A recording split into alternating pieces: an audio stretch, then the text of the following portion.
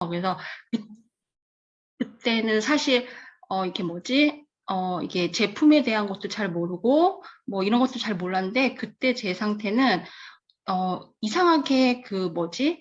생필품을 쓰거나 아니면은 아이들의 그 약을 쓰는 거에 대해서 약간 거부감이 있었던 저였기 때문에 그거에 대한 뭔가 이렇게 답을 찾고 싶었는데 저도 이제 전문적이지 않았기 때문에 잘 몰랐고 주변에 정보도 없었고 그래서 보민이가 출생하고 지금까지 저희 막내까지 약을 쓰면서 키우진 않았어요. 약 한 번 안 먹고 그리고 하다못해 해열제도 안 먹였어요. 열이 나는 부분에 대해서도 제가 공부가 되니까 어떻게 하면 떨어뜨리지, 어떻게 하면 아이한테 힘을 줄 수 있을까라는 초점으로. 그리고 생각해 보니까 이게 아이가 아파서 이게 병명을 가지고 검색을 하잖아요. 그러면 치료약이 하나도 나온 게 없었어요. 그래서 그거에 대해서 되게 의문도 많았고, 결국에는, 면역이구나, 영양소구나라는 거를 긴 시간 동안 알았고, 사실 그 부분에 대해서는 할 얘기가 되게 많은데, 키 성장에 대해서는 살짝 저도 많이 신경을 못 써주고 있는 부분이어서, 저도 이렇게 잔소리만 늘지, 사실 이렇게 아이들의 성장에 대해서 막 적극적으로 뭔가 해줄 수 있는, 제가 할 수 있는 선에서 최선은 다 하지만, 그 부분에서 아이들이 또 따라오지 않는 부분도 많고, 그리고, 아이들을 케어할 수 있는 제가 범위 안에 있긴 하지만, 제가 온종일 아이들을 봐줄 수 있는 부분이 아니기 때문에, 사실 먹는 거나, 운동하는 거나 이런 게 좀 많이 부족하다는 생각이 좀 많이 들고요. 그리고 저도 일과가 많이 늦다 보니까, 아이들을 잠자는 시간을 되게 많이 놓쳐서 가는 경우가 많아요. 그래서 이런 것들을 사장님들은 좀 이렇게 챙겨서 하시면 좋겠다라는 생각을 더 많이 하고요. 여기 계신 거 보니까 아이 성장 필요하신 사장님들 계세요? 안 계신 것 같은데, 아무튼, 조송이 사장님이 아이가 좀 어리실 것 같아요. 그래서 이제 그렇고, 화면 공유하겠습니다. 음, 음, 어디 갔지? 여기 보이실까요? 보이세요? 네, 보여요. 네. 제가 준비한 PPT고요.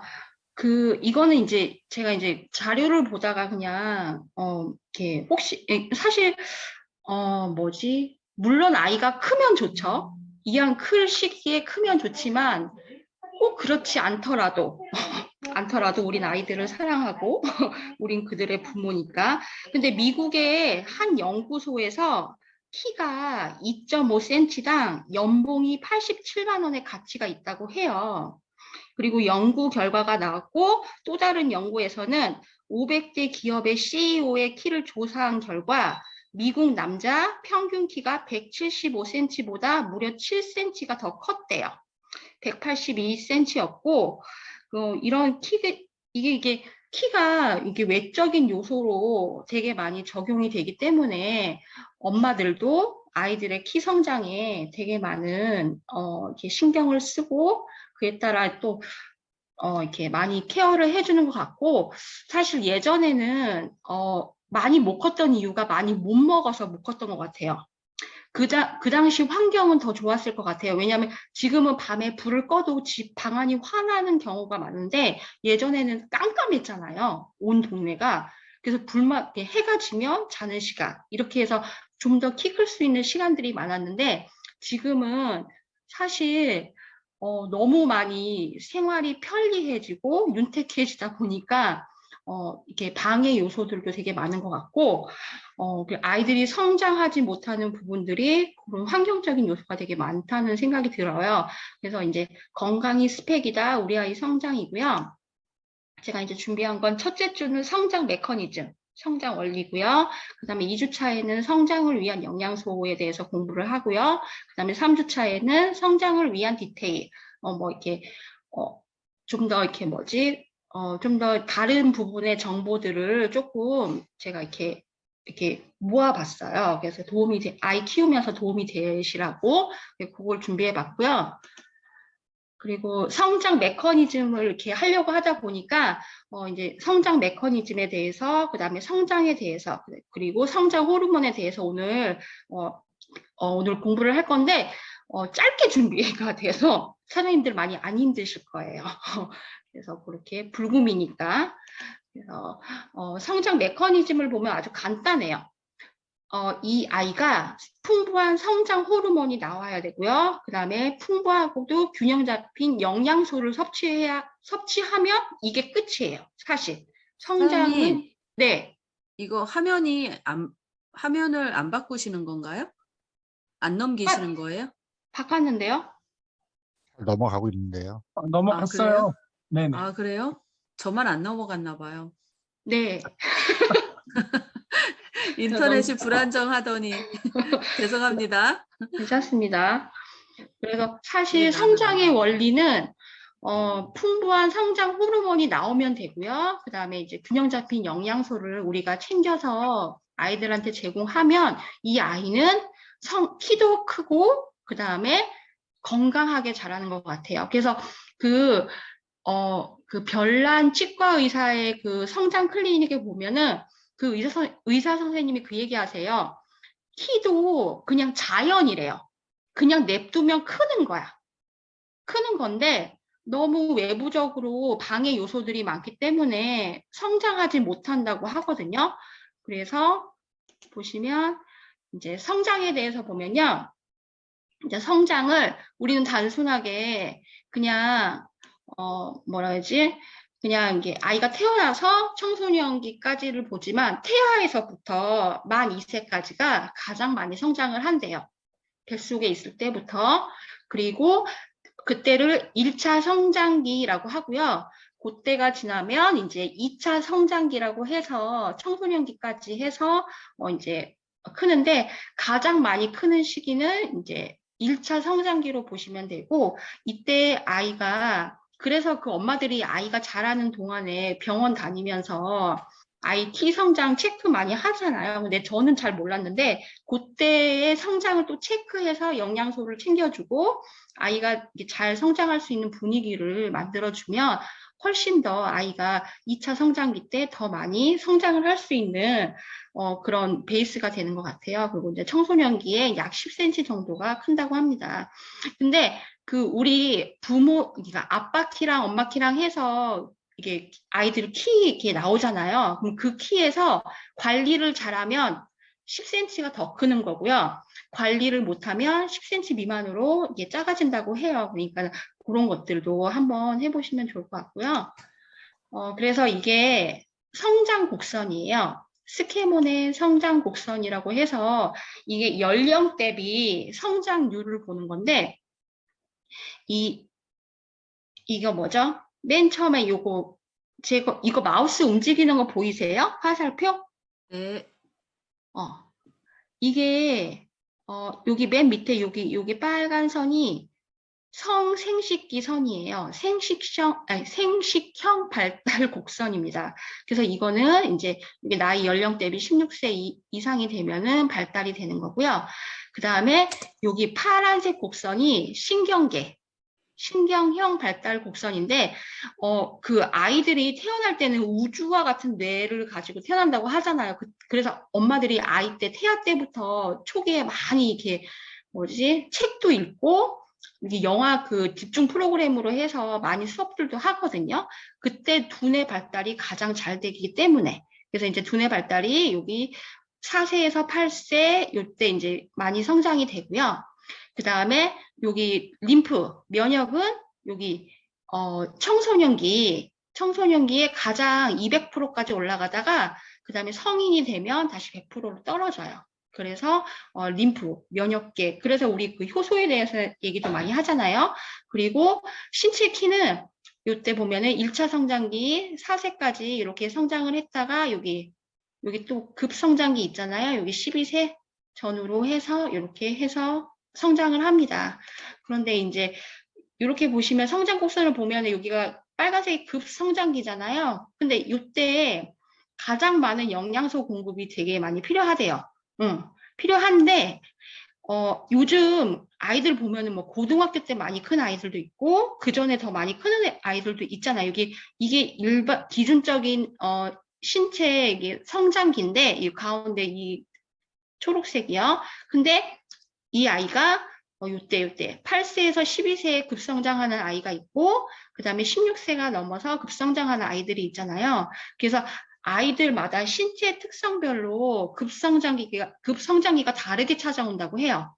그러면 이 얘기는 아이들이 성장하기 그 단계까지는 계속 영양 관리가 되게 중요하다는 말씀이에요. 그래서 이런 얘기들도 있고요.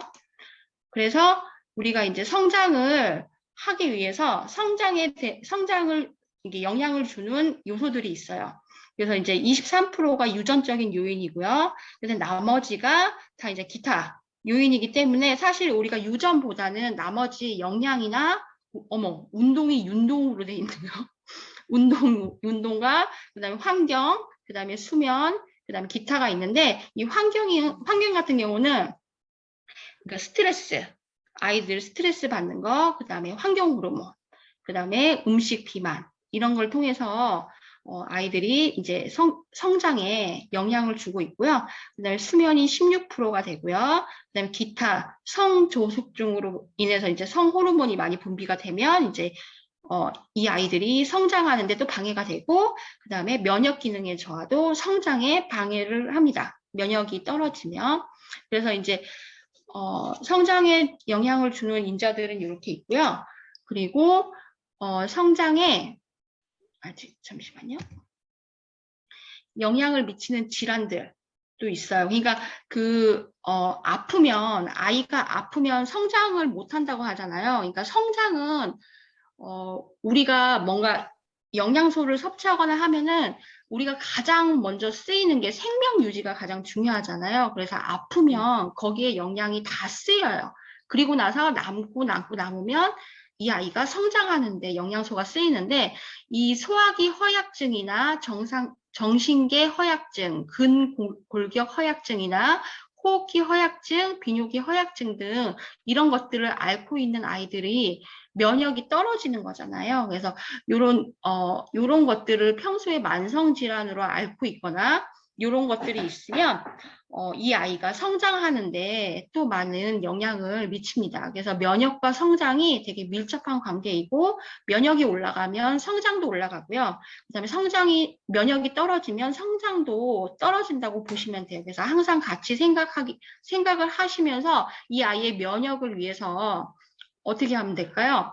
가장 중요한 게 장 건강이죠, 장. 그래서 장과 면역. 우리가 이제 건강 강의를 들으면서 장에 대해서도 많이 배우고, 지난번 이제 김재규 리더님이 얘기해 주시는 건강 강의도 보면 장에 대해서 얘기도 많이 해 주시잖아요. 그래서 전체 면역의 7, 80%를 면역을 담당을 하고 있고, 그 다음에 소화기관이 튼튼해야 튼튼한 몸을 유지하고, 그렇기 때문에 장이 되게 건강해야 되고요. 그리고 이 장이 건강하지 못하면 염증성 질환 같은 게 있대요. 장 질환 같은 게. 근데 크론병이나 궤양성 대장염 이런 것들이 이런 거나 만성 염증성 질환 같은 게 있는데 그 성인 환자들은요. 이런 염증성 장 질환이 오면은 통증이 있대요. 설사납복통으로 이제 알려주는데 아이들은 그런 증상이 없대요. 그냥 성장 장애, 그러니까 성장만 안 될 뿐인 거예요. 그래서 이런 것들도 잘 살펴보셔야 되고요. 그리고 위장관에 염증이 있으면 음식물이 흡수가 잘 안 되니까 그 영양소도 대사가 안 되니까 우리가 세포가 영양소를 제대로 받아먹지 못하잖아요. 그러니까 성장에 방해를 하고, 그 다음에 이 염증을 일으키는 이 사이토카인이라는 게 또 생기면 얘도 또 성장 호르몬 분비를 억제시킨대요. 그래서 얘도 정상적인 성장을 방해한다고 합니다. 그래서 이런 것도 보시면 되고요. 그리고 그래서 이 장내 미생물의 변화가요, 변화나 뭐 식이섭취의 변화 이런 것들로 위생 상태의 변화 같은 게 이게 우리가 그 장이 유익균과 유해균으로 나눠져서 장 상태에 따라서 장이 변하잖아요. 그래서 그렇게 되면은 점막의 면역 체계가 변형이 되고 장 점막을 공격하는 병적인 염증이 발생이 된대요. 그래서 장 건강이 되게 중요합니다. 제가 이거는 다음 주에 제가 영양소에 대해서 얘기할 때 알려드릴게요. 그래서 장이 건강하면 면역 기능도 올라가고, 그 다음에 정상적인 성장도 되는 거고요. 그 다음에 염증성 질환이 떨어지는 거고, 그래서 성장이 잘 된다고 보시면 돼요. 그래서 장과 면역도 되게 중요하다. 그리고 그게 성장과도 되게 밀접한 관계가 있다라고 보시면 되고요. 그리고 이제 우리가 성장에서 가장 중요한 게 성장 호르몬이거든요. 성장 호르몬 아시죠? 이 호르몬이라는 게 보면은 이제 잠깐 이게 호르몬에 대해서 잠깐 얘기해드리면 호르몬이라는 단어가요. 자극하다, 불러 깨우다라는 의미가 내포되어 있대요. 그래서 우리 몸이 수없이 많은 조직과 기관이 모여 있기 때문에 이들 사이에 협동도 해야 되고 조절도 해야 되고 통제도 해야 되고 종합하는 이외에 억제, 자극, 재생산 등을 해야 되잖아요. 그래서 이거에 대한 유일한 그 전달 수단이 호르몬이라고 해요. 그래서 이제 호르몬이 되게 중요한 거고, 호르몬은 언제나 혈관을 통해서 이동을 하는 거래요. 그래서 이물질을 만드는 기관은 내분비 기관이고, 그러니까 호르몬은 우리 몸 밖으로 나오지 않아요. 그리고 그 호르몬이요, 그 찻숟가락 하나 정도 된대요. 우리가 평생 써야 되는 그 호르몬의 양이. 그래서 아주 미량으로도 인체의 기능을 수행하는데 충분하고, 그리고 이 호르몬도 많아도 탈이고 적어도 탈이고 우리 몸은 이제 항상 기량작용을 해야 되기 때문에 그리고 이런 역할을 하고요. 그리고 호르몬 자체가 성장과 발육과 그 다음에 물질 대사 및 세포 내 물질 흡수, 생식, 체액의 평형 유지 이런 것들을 꼭 필요하기 때문에 이 호르몬이 되게 중요한 역할을 하는데 그거에 따라서 이제 이 성장 호르몬도 너무너무 중요합니다. 이 성장 호르몬은 성장 호르몬이 그 뇌하수체 전엽에서 분비되는 6가지 호르몬 중 하나예요. 그래서 단백질에 가까운 폴리펩타이드 호르몬으로 뼈 연골의 성장뿐 아니라 지방 분해와 단백질 합성을 촉진하고요. 그 다음에 송과선 호르몬인 멜라토닌의 영향으로 취침 한두 시간 후 깊은 잠을 잘 때 가장 활발하게 나온다고 해요. 그래서 이 성장 호르몬이 너무너무 중요한데 이 성장 호르몬을 분비를 자극하는 요인이 여기 그래프 보시면 가장 많이 자극하는 게 운동할 때랑 수면할 때가 가장 많이 나옵니다. 그리고 그렐린이 상승, 그렐린이 식욕을 자극하는, 식욕자가 없어졌네요. 식욕 자극 호르몬이고요. 그 다음에 아미노산이 많으면 또 이 성장 호르몬이 많이 분비됩니다. 그리고 혈당이나 포화지방산은 떨어뜨려야 되고요. 뭐 단 음식이나 아니면 기름진 음식을 많이 먹지 않게. 그리고 탄수화물 같은 것도 어린 아이들도 지방간이 있대요. 탄수화물 때문에. 그래서 지방간이 안 생기게, 이게 탄수화물 섭취도 이게 체크를 해야 되고요. 그 다음에 스트레스나 비만 같은 경우는 이제, 받지 않고, 이게 아이들의 스트레스를 어떻게 측정을 해야 될지 잘 모르겠지만, 이 부모와의 관계에서 보면 이 아이들의 스트레스 정도가 좀 나올 것 같고, 그 다음에 소통을 하다 보면, 이 아이들이 또 스트레스가 많이 풀리는 경우가 종종 있더라고요. 그래서 저는 이제 아이들이 스트레스를 받는다 생각하면 제가 좀 많이 망가지는 편이거든요. 그러니까 좀 약간 망가져서 좀 웃겨주기 막 이런 거 있잖아요. 좀 약간 이상한 춤추기 막 이런 거. 그런 걸로 이제 아이들이랑 좀 많이 교감하려고 하는데 그렇게 하면 되게 많이 배꼽 잡고 웃고 막 좋아해요. 엄마가 저렇게 망가지면. 이것도 여담인데 제가 머리를 풀고 그날은 제가 일이 있어서 머리를 풀고 하루 종일 다녔던 것 같은데 찌개핀이 없어서 머리를 못 묶었어요. 그러다가 이제 아이를 데려오는 과정에서 이제 민채를 봤는데 민채가 나를 싹 보더니 갑자기 기분이 확 나빠져서 이렇게 딱 들어가더라고요. 그래서 제가 왜 그러지? 그리고 이제 신경 안 쓰고 있었는데 갑자기 감정이 안 좋아져서 물어봤어요. 민채야.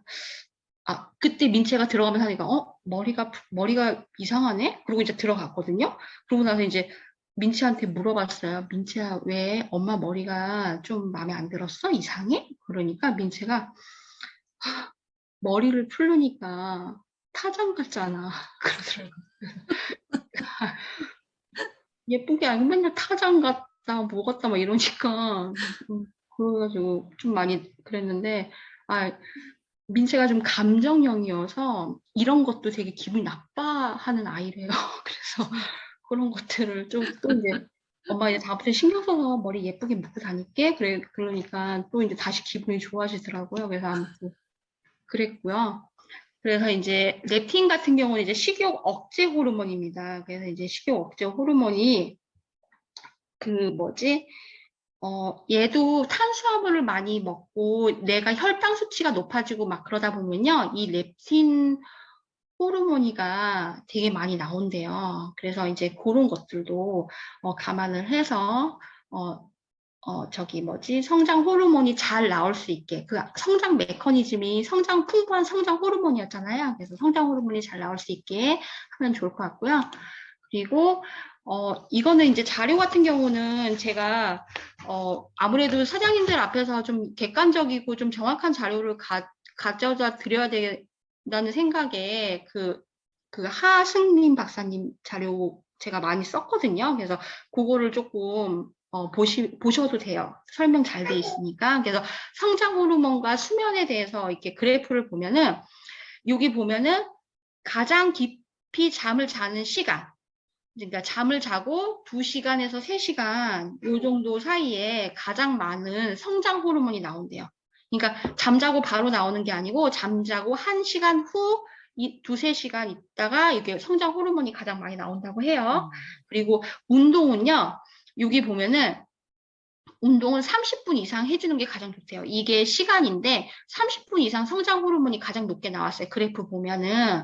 그래서 아이들의 운동을 30분 이상 할 수 있게 안내를 해주면 좋고요. 또 가장 중요한 게 운동 후 30분까지 성장 호르몬이 또 분비가 된대요. 운동이 멈춰도 30분까지 이게 호르몬이 나오니까 한두 시간 안에 단백질 보충을 해주면 아이 성장에 되게 많이 도움이 된다고 하고 어른들도 이렇게 먹어주면요 근육이 잘 붙는다고 해요. 그래서 그렇게 우리 단백질 좋은 거 있잖아요. 그렇게 활용하시면 되고요. 그리고 운동 강도와 성장 호르몬. 그래서 운동이 엄마들이 근력 운동 하거나 운동이 강하면 키가 안 커라고 얘기하는데 그렇지 않다고 해요. 아이들이 좋아하는 어떤 운동도 다 괜찮고요. 근력 운동이 또 키 성장에도 도움이 된다는 이 그래프거든요. 운동 강도에 따른 성장 호르몬이거든요. 그러니까 아이가 막 이렇게 그 어른처럼 막 식스팩 생기고 막 그런 거 아니잖아요. 그런 거 아니면 괜찮다고 합니다. 그래서 운동이 여기 보면은 운동을요 할 때가 최고 25배까지 증가를 한다고 해요. 그래서 운동도 필수적이다. 매일매일 해주면 너무 좋다 해서 이제 성장판을 자극해서 혈류의 원활한 공급과 성장판의 연골세포가 세포 분열을 왕성하게 하도록 돕는 운동, 그런 운동을 하면 좋고요. 뭐 잠자기 1시간 전에 이렇게 운동을 해주시는 게 가장 좋고요. 그러니까 과격한 운동은 이게 잠자기 전에 하는 건 숙면에 도움이 안 되기 때문에 그건 조금 피하고 그 전에 한 스트레칭이나 이렇게 이게 이제 늘려주는 운동을 부모랑 같이 해도 너무 좋더라고요. 그래서 아이들과 한 15분 정도 스트레칭을 해줘도 너무 좋고요. 그러면 이제 피로회복도 되니까. 그리고 아까 수면에 대해서 얘기가 나왔는데 그 수면을 할 때 그 이불이 너무 두껍고 무거워도 혈류를 방해하고 그다음에 근육에 피로가 생긴대요. 그래서 아이들이 덮는 이불이 무겁지 않은 걸로, 그다음에 베개는 낮은 걸로 그렇게 해서 아이들의 이렇게 취침 상태를 좀 해주시면 좋고요.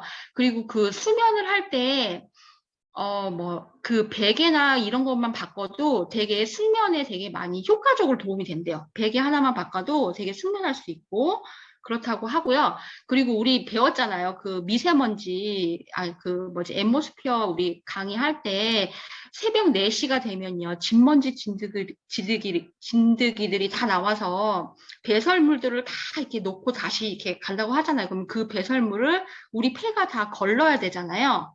그리고 새벽 4시 정도면 폐 기운이 열린다고 하잖아요. 그러니까 아이들 방에 꼭 공기청정기가 있으면 더 도움이 됩니다. 왜냐하면 내 폐로 다 걸르면 내 폐가 또 얘가 또 이제 이게 쉬어야 되고 회복해야 되고 하는 그 시간에 얘는 또 써야 되기 때문에 또 에너지가 뺏기잖아요. 그리고 또 이 폐 기능이 또 안 좋은 아이들은 내가 먹은 영양소가 이 폐를 먼저 고쳐야 되기 때문에 이 폐로 다 쓰기 때문에 내가 키 성장으로 잘 안 가는 거거든요. 그 아이들이. 그러니까 만성질환이나 그 뭐 자가면역 질환 같은 게 좀 없어야 되는 그런 상황인데 그렇게 하지 않는 환경들을 좀 자꾸 만들어주고 신경 써주면 되게 좋고 불빛은 이제 블루라이트 안 나오게 휴대폰이나 뭐 이런 것들은 보지 않게 잠자기 전에는 이제 그렇게 안내를 해주시면 좋을 것 같습니다. 그리고 이거는 이제 수면 부족. 이제 아이들이 이제 많이 자야 되는데 이제 OECD 그 통계에 따르면 이제 그 통계 그 기준에 비하면 한국 학생들이 너무 많이 잠을 못 자고 있다. 뭐 이런 것들이고요. 초등학생 같은 경우는 8시간 41분 정도를 자고 중학생은 7시간 21분, 고등학생은 6시간 3분 이렇게 잠을 잔다고 해요. 그래서 짧게 자는데 질이 또 안 좋대요. 아이들 수면 시간이. 그리고 아이들 체육 시간에도 운동을 많이 해야 되는데 이제 운동 시간이 많이 적대요. 그냥 체육 시간도 2.64시간 정도밖에 안 된다고 해요, 일주일에. 그러니까 고학년이 될수록 이제 운동하는 시간도 많이 줄고 있기 때문에 아이들이 운동을 잘할 수 있는 환경, 그러니까 뭐 휴식과 운동과 뭐 수면과 영양 이런 것들이 이제 균형 잡히게 흘러갈 수 있도록 아이들을 케어해주면 될 것 같습니다. 그래서 이제 그렇게 보시면 되고요. 이것도 이제 성장판에 대한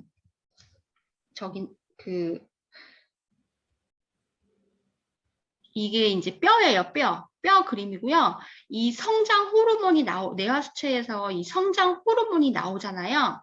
그러면 이 성장 호르몬에서 이 그 간에서 성장 인자가 또 나온대요. 성장 호르몬의 신호를 받고 그래서 간에서 이 성장 인자 IGF-1이라는 성장 인자가 나오는데 얘가 성장 단백질을 만나서 이 성장판에 가서 이제 세포 분열을 해서 뼈를 성장하는 데 돕는다고 해요. 그래서 우리가 이런 것들이 이제 삼박자가 맞아야 되는데 성장 호르몬이 잘 분비되게 하고 세포 분열을 돕는 게 아르기닌. 이 아르기닌이 이게 단백질의 하나잖아요. 필수 아미노산의 한 종류로 아르기닌이 되게 필요하고요. 성장 호르몬이 잘 나와야 되기 때문에. 그리고 세포 분열을 잘 하기 위해 돕는 아연이 되게 중요합니다. 그래서 요거를 이제 캡처해서 또 제가 가져와 봤고요. 성장 호르몬. 그래서 아연의 중요성을 보면요. 그 논문에도 되게 많이 나와 있다고 해요. 그래서 이제 이게 징크가 아연이라고 하고 이 아연이요. 이 성장 호르몬을 자극을 한대요. 성장 호르몬을 자극을 해서 얘가 이제 이 자극을 해서 성장 인자를 생성을 한다고 합니다. 그래서 이 아연이라는 게 영양소가 너무너무 필요하다고 하는데 이거는 이제 영양소 할 때 볼 거라서 이제 요거 이렇게 해서 넘어가고요. 그리고 이제 아까 그 면역에 대해서 우리가 장에 대해서 막 얘기를 했잖아요. 근데 성장 호르몬과 면역 기능에 대해서 나오는데 이것도 아까 본 IGF-1 T 조절 세포래요. 그래서 이게 자가 면역 질환을 억제한다는 연구 결과가 있어 그 치료제로도 쓴대요. 이 IGF-1이. 근데 이게 여기 트리지라고 하나요, 이거를? 이게 T 조절 세포라고 하고요. 그 다음에 이거는 T 작용 세포라고 합니다. 근데 여기가 지금 자가 면역 질환 상태인 거예요. 이게 지금 면역력 과잉으로 이제 얘가 지금 T 작용 세포가 더 많잖아요. 근데 이 성장 조절 인자, 아까 IGF-1이 나오면 얘가 이제 얘를 밸런스를 맞춰준대요. 밸런스를 맞춰줘서 이렇게 회복을 시켜준다고 합니다. 그래서 IGF-1의 이 T 조절 세포가 되게 중요하고, 이게 또 이제 간에서 또 생성이 되는 세포였잖아요. 그러니까는, 저기 성장 인자였잖아요. 그래서 이제 이런 것들을, 잘 해주시면 될 것 같고, 이상 이게 끝입니다. 지금 오늘 성장 호르몬에 대해서. 근데 너무 시간이 짧아져서 괜찮을까요? 사장님들 혹시 궁금하시거나 뭐 그런 거 있으시면 말씀해 주시면 제가 알면 답해 드리겠습니다. 그래서 이제 이렇게 해서 마치고요. 다음 주에는 이제 성장에 필요한 영양소에 대해서 얘기를 나누는데 그때는 조금 더 시간이 걸릴 것 같긴 한데 일단 성장 호르몬까지 해서 간편하게 준비해 봤습니다. 이상입니다.